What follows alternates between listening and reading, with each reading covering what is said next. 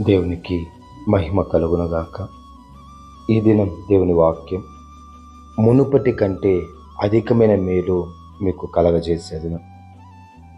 గమనించినట్లయితే గనక ప్రభు సెలవిస్తున్నది, మునుపటి కంటే గడిచిన దినాలలో నువ్వు పొందిన మేలు కంటే, గడిచిన దినాలలో నువ్వు పొందిన ఆశీర్వాదం కంటే అన్ని విధాలుగా దేవుడు ఏం చెప్తున్నాడంటే మేలును నేను మీకు కలగజేస్తాను అంటున్నాడు.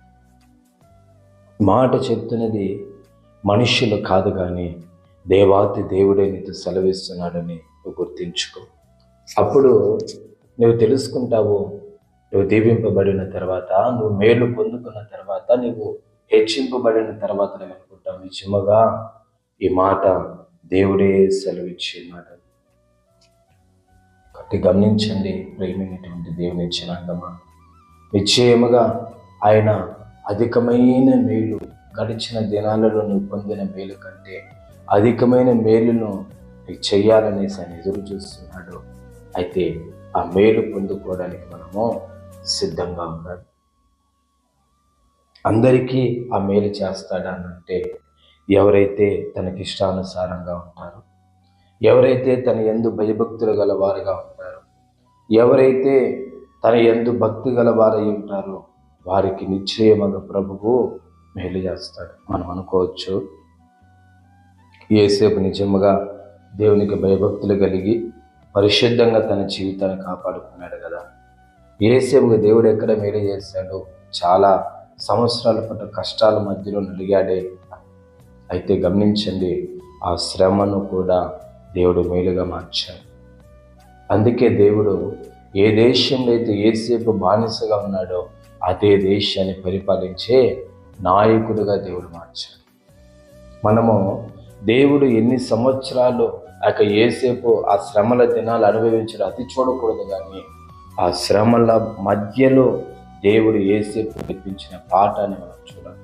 ఆ శ్రమల మూలముగా దేవుడు యేసేపులో ఏ చిత్తమైతే పెట్టుకుని ఉన్నాడో ఆ చిత్తాన్ని కూర్చున్నట్టు సంపూర్ణ విశ్లేషణ ఏమై ఉన్నదో అది మనం గుర్తించాలి. అంతేగాని దేవుడు ఆల్రెడీ యేసేపుకు నేను దీవిస్తాను, నేను హెచ్చిస్తానని చెప్పాడు.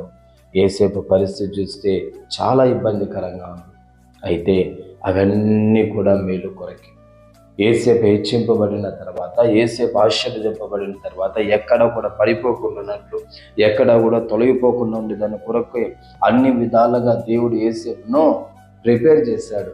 అదే ప్రకారంగా మన జీవితంలో కూడా దేవుని యొక్క మేలు ఆశీర్వాదం కొంచెం లేట్ అవుతుంది అంటే, నువ్వు ఇంకనూ శ్రమల మధ్యలో, ఇబ్బందుల మధ్యలో, ఇరుకుల మధ్యలో నువ్వు ఉన్నావనంటే దేవుడి యొక్క ఉన్నతమైన ఆశీర్వాదానికి ఎన్నో ప్రిపేర్ చేస్తూ వస్తున్నాడు. ఆశీర్వాదం పొందుకున్న తర్వాత నువ్వు పడిపోవడానికి వీల్లేదు. కాబట్టి ఇప్పటి నుంచి దాని కొరకు నిన్ను సిద్ధపాటు నీకు కలుగజేస్తున్నాడు. ప్రభు ఈ మాటను దీవించుగాక. పరిశుద్ధుడా, స్తోత్రాలు, వందనాలు నాయన. ఈ మాటలు బట్టి మీకు మేము స్తోత్రాలు చెల్లిస్తున్నాం. దీవించి ఆశీర్వదించండి, కృపనివ్వండి. యేసు నామంలో తండ్రి, ఆమేన్, ఆమేన్.